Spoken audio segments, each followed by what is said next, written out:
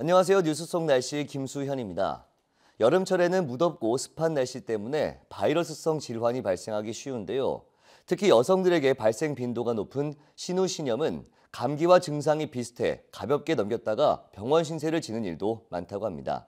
오늘은 신우신염에 대해서 피부비뇨기과 전문의 김태구 원장과 함께 이야기 나눠보겠습니다. 원장님 안녕하세요. 안녕하세요. 네, 여름철에 급성 신우신염이 많이 발생한다고 들었습니다. 이게 어떤 질환이죠? 네, 급성 신우신염이란 보통 여름 휴가 후 기운이 없거나 피로감이 느껴지는 것은 자연스러운 일이지만 피로가 풀리기도 전에 열이 나면서 몸살이 심해지고 소변이 자주 나오면서 옆구리가 아파오는 증상이 있다면 급성 신우신염을 의심해 볼 수 있겠습니다.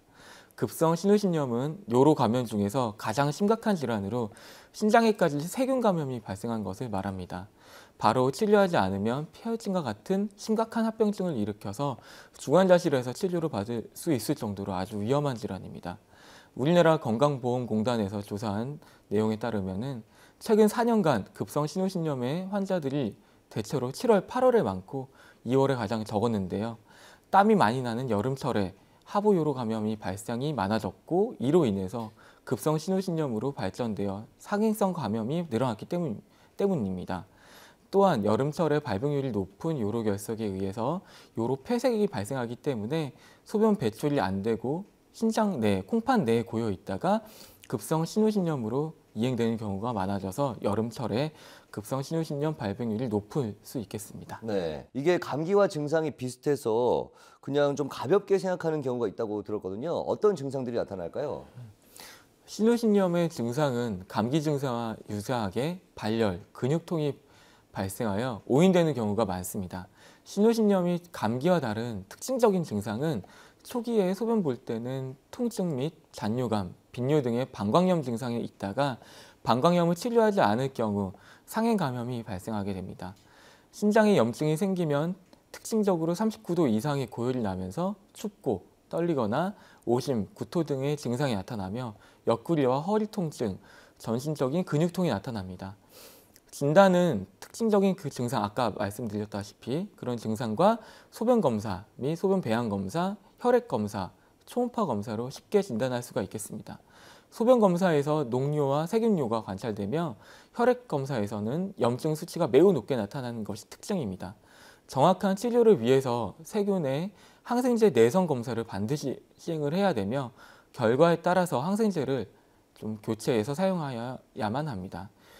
진단이 불확실하거나 치료에 반응이 없는 경우에는 그 치료 중 합병증이 생기는 경우, 이럴 경우에는 복부 CT 등의 정밀 검사가 필요하게 됩니다. 네, 그렇다면 이 신우신염에 감염되는 원인이 뭘지 궁금한데요. 어떻습니까? 그 대개의 경우에는 방광염과 같은 하부요로 감염이 발생한 후 상행 감염으로 파급되어 신우 및 신장의 간질 조직 내까지 염증이 생기는 경우가 많습니다. 원인균은 주로 장내 대장균을 비롯해서 회음부 피부에 존재하는 세균인데요. 이러한 세균들이 요도나 방광, 요관 내로 침입하여 신장에 이른 후 신장에서 염증을 일으키게 됩니다. 그 여성분들은 생식기 구조적인 특성상 방광염이 많이 발생할 수가 있고요. 면역력이 떨어지거나 스트레스를 심하게 받게 되면 방광염이 발생하게 되는데요. 방광염이 자주 걸리시는 분들이 신우신염 발생 확률이 높아지게 되겠죠. 그리고 비뇨기계에 관련된 그런 수술을 받는 분들도 그 신우신염이 발생할 수 있는 확률이 높게 되고요. 신장이나 요관, 방광의 해부학적으로 구조적으로 이상하거나 역류나 종양이나 협착, 요로 결석 혹은 신장 결석 등이 있어서 소변이 만들어져서 내려오는 통로에 이상이 있는 경우에도 신우신염이 발생할 수 있게 되겠습니다. 드물게 만성 질환을 갖고 있거나 면역 억제제 치료를 받고 있으신 분들은 그 피부 점막 등 그 체내 다른 곳에서 생긴 균이 혈액을 통해서 전파되는 혈행성 감염이 나타나기도 하는데요. 이런 경우에는 일반적인 신우신염보다도 더 심각한 결과를 보이기도 합니다. 네, 이 신우신염은 소아들도 걸린다고 하던데 역시나 어떤 신체적인 구조 때문에 그런 건가요? 어떻습니까? 그 소아에서 급성 신우신염이 발생하는 것은 주로 방광염으로 인해서 세균이 상부로 올라가서 생길 수도 있지만 그보다도 방광요관역류라는 질환으로 인해서 발생되는 경우가 많습니다. 방광에 수분이 차게 되면 정상적으로는 역류가 되면 안 되게 구조적으로 되어 있는데요. 그런 기능이 소실되어서 방광에서 요관으로 역류가 되는 방광요관 역류가 발생하게 되면 신유신염이 걸릴 확률이 높아지게 됩니다. 이럴 경우 빨리 진단을 받고 시술 또는 수술적인 치료를 필요로 하게 되겠습니다. 어린이들은 그런 발열, 기운이 없고 보채며 식욕 부진, 탈수 증상, 구토, 경련 등의 그런 전신적인 증상이 주로 나타나게 됩니다. 이럴 때에는 방광요관 역류를 그런 가능성이 높기 때문에 검사를 반드시 필요하고요. 특이하게도 노인에서는 발열로 인한 탈수 증상, 이런 증상이 생기고 그다음에 열보다도 신우신염을 의심할 만한 그런 특유의 증세가 없는 등 증상이 비전형적인 양상을 보이는 경우가 많기 때문에 보호자의 각별한 주의가 필요하겠습니다. 네. 그렇다면 이 신우신염의 치료가 어떻게 이루어지는지 궁금하고요. 또 아까 방치할 경우에 좀 심각한 단계까지 올라갈 수 있다고 말씀하셨는데 얼마나 위험한지도 궁금합니다. 그 신우신염은 대개 급성으로 발생하여 급성 신우신염이라고 하는데요. 정도에 따라서 경구 항생제를 사용하기도 하며 입원하여 항생제를 그 정맥 투여를 시행하기도 합니다. 초기에는 광범위 항생제를 사용하지만 배양되는 세균의 감수성에 따라 항생제를 변경해야만 합니다. 단순 신우신염은 1에서 2주간 먹는 항생제를 통해서 외래 치료를 받게 되는데요. 위장이 좋지 않아 먹는 약을 복용하지 못하거나 신체 전반에 걸쳐서 증상이 심한 경우에는 입원하여 정맥 항생제 치료를 받게 됩니다. 대개 48시간에서 72시간 내에 증상이 좋아지게 되는데요.